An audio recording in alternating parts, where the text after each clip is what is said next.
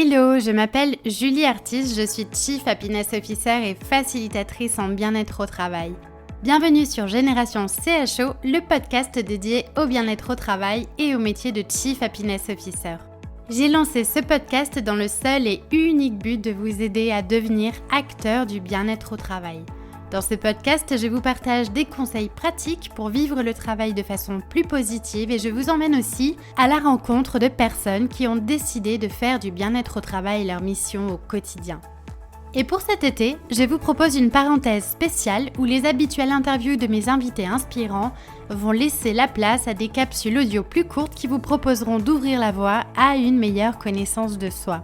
Parce que voilà, mon postulat de départ, c'est que pour être un bon Chief Happiness Officer, il faut d'abord devenir son propre CHO. Du coup, j'ai intitulé cette série « Prendre soin de soi avant de prendre soin des autres ». Et puis, après tout, l'été est quand même le moment propice pour vraiment prendre soin de soi. Si vous êtes de celles ou de ceux qui veulent reprendre les rênes de leur épanouissement professionnel et personnel, alors cette série d'épisodes devrait vraiment vous éclairer sur les façons de devenir un acteur responsable de votre qualité de vie et de votre épanouissement. Si vous voulez commencer du début, je vous propose d'écouter l'épisode numéro 1 de cette mini-série où je vous explique pourquoi la connaissance de soi est un sujet de première importance. Installez-vous confortablement, c'est parti pour ce nouvel épisode. Dans cet épisode, on va parler de sens, mais pas que. Je vais vous partager une clé qui est selon moi essentielle à notre quotidien, qui est le pouvoir de l'intention. Mais d'abord, commençons par une question. Comment donner du sens à sa vie ? En voilà une question qui pourrait bien figurer dans les épreuves de philosophie. En tout cas, c'est une question qui est essentielle, mais prend-on vraiment le temps de se la poser ? Qu'est-ce qui donne du sens à ma vie ? Est-ce que ce que je fais a du sens ? Et sinon, comment je pourrais lui donner plus de sens ? Parce que c'est vrai après tout, quand on y pense, à quoi bon se lever le matin si notre journée n'a pas de sens ? Et vous vous en doutez, c'est en posant cette question, il y a quelques années que j'ai été amenée à faire ce que je fais aujourd'hui en œuvrant au développement d'une meilleure qualité de vie au travail.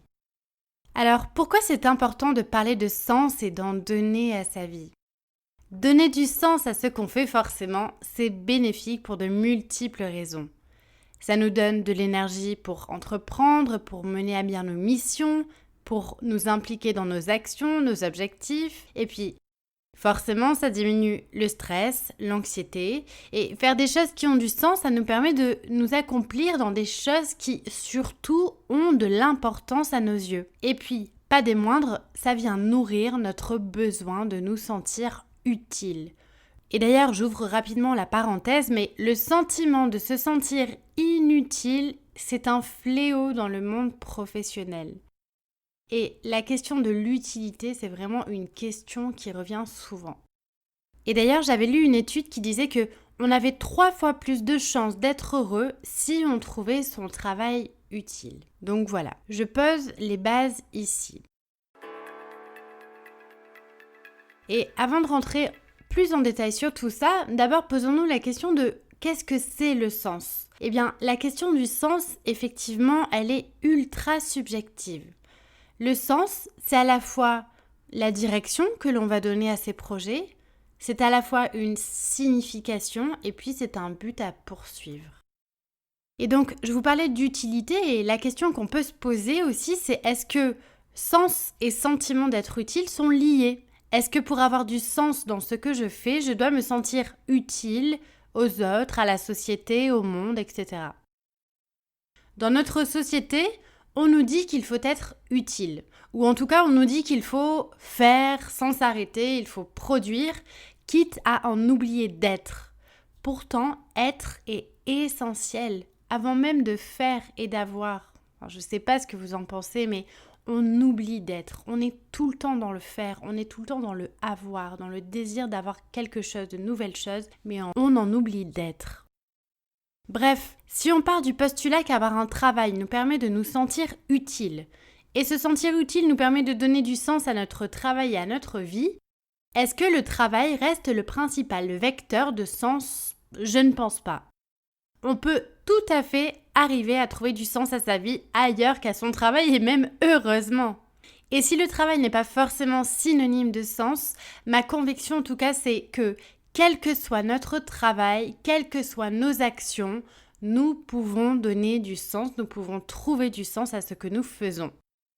Et encore une fois, je le répète souvent si vous avez écouté mes précédents épisodes, mais il ne faut pas aller chercher les choses à l'extérieur. Tout se passe à l'intérieur de nous. Le sens que l'on donne aux choses, à ses actions, ne dépend pas de ce que l'on a, ne dépend pas de ce que l'on fait, ça dépend de ce que l'on est et du regard que l'on porte sur les choses. Et donc, voilà là où je veux en venir, c'est que le point de départ de tout ça, c'est la clé que je veux vous partager dans cet épisode, c'est l'intention. Tout part d'une intention. Dès que vous démarrez une action, une tâche, une mission, quoi que ce soit, demandez-vous toujours quelle est votre intention de départ. Ça ne paraît pas grand-chose dit comme ça, mais ça change tout. Si je prends l'exemple de ce podcast, je pourrais me dire que publier des épisodes n'est qu'un simple passe-temps dans mon quotidien professionnel. En revanche, si en faisant ce podcast, je pose l'intention de partager des choses qui m'inspirent pour inspirer les autres, si je pose l'intention d'échanger avec des personnes inspirantes, si avec ce podcast je pose l'intention d'apporter aux autres plus de clés sur le bien-être au travail, de contribuer à l'épanouissement des personnes qui écoutent, alors l'impact est tout autre sur la tâche en question qu'est de créer en soi le podcast.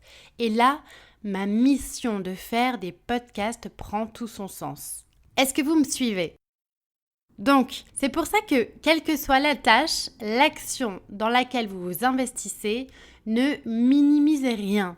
Parce que chaque petite chose, avec la bonne intention, peut vous apporter beaucoup de sens. Concernant le travail, la question de sens est très importante. Je vous le disais en début de l'épisode, on observe qu'un des principaux facteurs de mal-être dans notre société actuelle, c'est de manquer de sens dans son travail. Mais je vous invite à changer de prisme et voir votre travail avec de nouvelles lunettes. Dans l'activité que vous avez aujourd'hui, même si on va dire qu'elle ne vous comble pas à 100%, demandez-vous comment, en posant de nouvelles intentions, vous pouvez contribuer à lui donner plus de sens. Et si actuellement, peut-être que vous n'avez pas d'emploi, demandez-vous comment, en posant de nouvelles intentions, vous pouvez contribuer à donner à vos journées plus de sens. Pour ma part, je vous partage une petite astuce, c'est ce que je fais en tout cas au quotidien. Avant de commencer chaque tâche dans mon quotidien professionnel, je me remémore pourquoi je fais ce que je fais. Déjà, de me raccrocher à mon big why, ça booste ma motivation et puis en plus, ça me permet de me sentir davantage connectée dans mes actions et donc à y donner du sens. Et puis, l'intention posée aussi en tout début de journée est très importante. Je vous partage un petit peu de mon rituel matinal.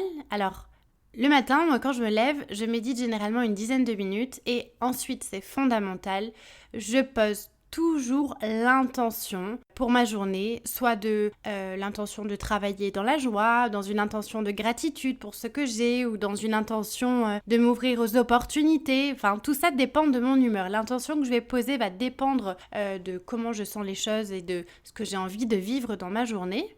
Alors, au début de poser ces intentions, peut-être que ça va pas forcément vous paraître très naturel, mais je peux en tout cas vous dire qu'une fois que ça devient une habitude, les journées où je ne pose pas d'intention claire sur ce que je veux vivre dans ma journée, eh bien ces journées sont complètement différentes et bien moins alignées avec ce que je suis. Donc voilà, une des principales clés que j'ai envie de vous partager aujourd'hui pour donner plus de sens à ce que vous faites, c'est le pouvoir de l'intention.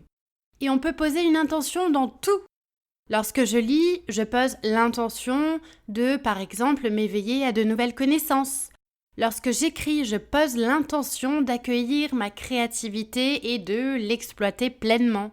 Lorsque je dessine, je vais poser l'intention de laisser aller mes pensées librement. Lorsque je me retrouve à animer un atelier bien-être au travail, eh bien, je pose toujours une intention avant de démarrer, comme par exemple donner le meilleur de moi pour nourrir les personnes qui sont présentes à cet atelier.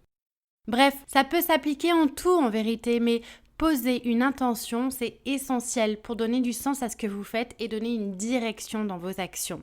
Et je dirais même que le plus important, c'est surtout de le faire dans les tâches les plus désagréables. Pour ma part, ce serait par exemple quelque chose que j'aime vraiment pas faire, c'est ma comptabilité. Je déteste ça, je déteste les chiffres et pour me motiver, généralement, je pose l'intention pour commencer de mettre de l'ordre dans mes affaires pour ne pas avoir trop de charge mentale.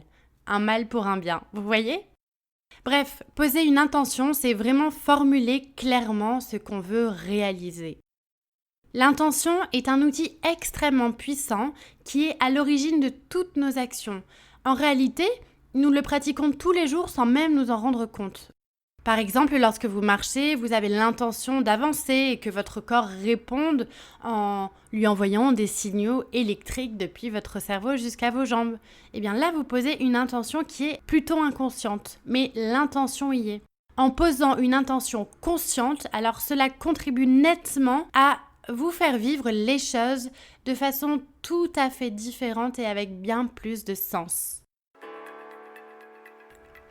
Et si vraiment vous avez envie de mettre véritablement du sens dans votre vie au point de vraiment contribuer au monde, alors peut-être qu'il serait temps aussi de vous demander quelle activité, quel job vous pourriez trouver pour vous investir avec ce qui fait sens pour vous. C'est dans cette optique que l'entrepreneuriat social et solidaire, il se développe de plus en plus. On voit émerger de plus en plus de projets éthiques responsables parce qu'il y a de plus en plus de personnes qui ont envie d'œuvrer à un monde meilleur et ça c'est super. Mais encore une fois, tout se passe en soi. C'est à chacun de ressentir ce qui le fait vibrer ou non et d'y aller. Alors dit comme ça, certes ça peut paraître facile et effectivement ça ne l'est pas tant que ça. C'est un travail de tous les jours de savoir être à l'écoute de soi, de ses ressentis et de voir les signes. Et au-delà de l'intention, il faut savoir aussi écouter son intuition. Ça, c'est encore un autre sujet passionnant à aborder plus tard. Mais voilà, gardez en tête qu'au fond de vous, vous savez ce qui a du sens pour vous, ce qui compte vraiment. Et pour ça, le point de départ est de se rattacher à ses besoins, encore une fois, aux valeurs qui vous animent et vous demander qu'est-ce que je veux vraiment pour moi, pour ma vie ? Qui je veux être ? Qu'est-ce que je veux vivre ? Qu'est-ce qui compte vraiment pour moi ? Et petit pas par petit pas, mettez-vous en action. Gardez aussi en tête que n'importe quelle tâche, quel que soit votre métier, une mission, une action, une tâche peut être vue soit comme inutile, sans aucun sens, ou alors comme très importante. À vous de choisir quel regard vous souhaitez porter sur ce que vous faites chaque jour.